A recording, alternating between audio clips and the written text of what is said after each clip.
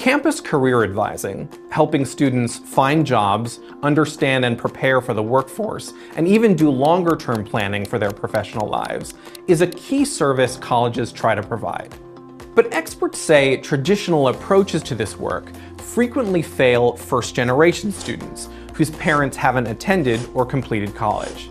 Such students may be less likely to know about advising services, see the benefits and/or have the inclination or capacity to take advantage of them, even though they may have a greater need than others for guidance about how to approach the world of work.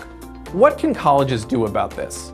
It starts with recognizing the unique challenges of first-gen students. They may be less aware of the range of work opportunities, not just the available positions, but also the types of jobs that exist and that might be a good fit. They often come to college without personal networks that could give them connections to or insider knowledge of professional industries. They may still need to learn the basics of networking and job search skills, like how to do a successful interview or craft a resume that best conveys their potential value to employers. There are many reasons why they don't always get the support they need, especially when students are responsible for seeking out career services. They're more likely to be working an off-campus job to support themselves or their families, or have family responsibilities like babysitting or taking care of their parents or grandparents. Accepting unpaid internships is less viable for them. First-gen students may also face emotional or psychological barriers to seeking help. They may experience imposter syndrome or be intimidated by the career search process.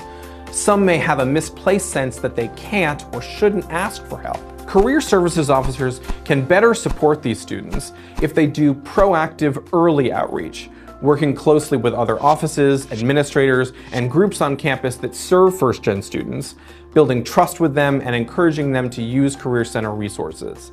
Advisors can offer information sessions, workshops, or webinars specifically focused on first-gen students and their career paths. Collaborating with faculty members, they should also explore opportunities to bring advising into the classroom, embedding it in the curriculum, and partnering with employers to offer work and internship opportunities that pay. Mentorship programs can provide additional assistance, as can enlisting the help of first-gen alumni, including recent graduates, whether they're coming back to campus once to speak to students, or making an ongoing commitment to being a resource for them. Having a mentor a student can identify with, someone who may share similar personal experiences or backgrounds, can be invaluable. The best advising can help first-gen students to identify and harness their strengths as they embark on their careers, to use what they have to get where they want to go. But that starts with meeting them where they are, literally and figuratively, and showing them how guidance can help.